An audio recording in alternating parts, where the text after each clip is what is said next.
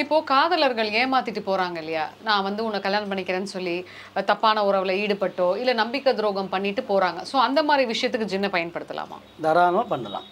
ஏன்னா, இப்போ வந்து என்கிட்டயே நெறைய கேஸ் வருது. நான் வந்து ஒரு 6 வருஷம் லவ் பண்ணேங்க. எனக்கு வந்து பண ரீதியாவோ, மன ரீதியாவோ, உடம்பு ரீதியாவோ என்னை யூஸ் பண்ணிக்கிட்டான். இன்னைக்கு வந்து அவங்க அம்மாவ காட்டுற பணியம் தான் நான் கல்யாணம் பண்ணிப்பேன். எனக்கு நீ செட் ஆகல அப்படின்னு சொல்லிட்டு போறவங்க நெறைய பேர் இருக்காங்க. ம். அந்த மாரி விஷயத்துலலாம் என்கிட்ட கேஸ் வருது. நான் அவங்கள வச்சு தான் நான் சால்வ் பண்றது இப்போ. ஜின்ன வச்சு தான் செய்றது வேலைய. என்னுடைய 99% வேலைய நான் ஜின்ன வச்சு தான் செய்றது. இப்போ உங்ககிட்ட வந்து ஒரு லவ் ஃபெயிலியர் கேஸ் வருது. Not love failure. லவ்வ ஏமாத்திட்டாங்கன்னு சொல்லிட்டு வருது. அதுக்கு எத்தன நாள் நீங்க எடுத்துப்பீங்க?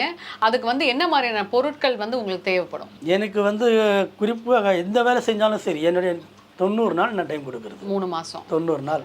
அந்த 90 நாள்ல உங்களுக்கு என்ன மாற்றம் வருதுன்னு என் கஸ்டமர்கிட்ட சொல்லுவேன். 90 நாள் என்னுடைய டைம் இருக்குது. 90 நாள் எனக்கு என்ன மாற்றம் வருது? அந்த பையன் வரானா? இல்லையா? பேசுகிறானா? இல்லையா? எதுவாக இருந்தாலும் எனக்கு அப்டேட் பண்ணுங்க.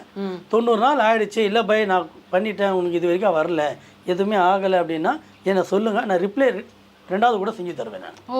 அதுக்கு நான் பேமெண்ட் எல்லாம் வாங்குறது கிடையாது. ஒன் டைம் வாங்குறது, ஜஸ்ட் டைம். கொஞ்சம் டைம் எடுக்கும். உத்தரவு போட்டு வாங்குறது. ஏன்னா அந்த ஜின்னுக்கிட்ட திருப்பி நான் உத்தரவு போடணும். ஏன்னா அது ஒரு தடவை வேலை செஞ்சிச்சுன்னா அது ஆகலைன்னா நான் திருப்பி அதுக்கிட்ட எஸ்கியூஸ் பண்ணி அது உத்தரவு போட்டு வாங்கணும். அதை அதை உத்தரவு போட அதுக்கு தெரியும், சரி பண்ண தரேன், செஞ்சு தரேன் அப்படி உத்தரவு வந்துச்சுன்னா தான் நான் அதை நம்ம பண்ண முடியும். அதுக்கிட்ட அந்த உத்தரவு வர வரைக்கும் நான் அதை செய்ய முடியாது.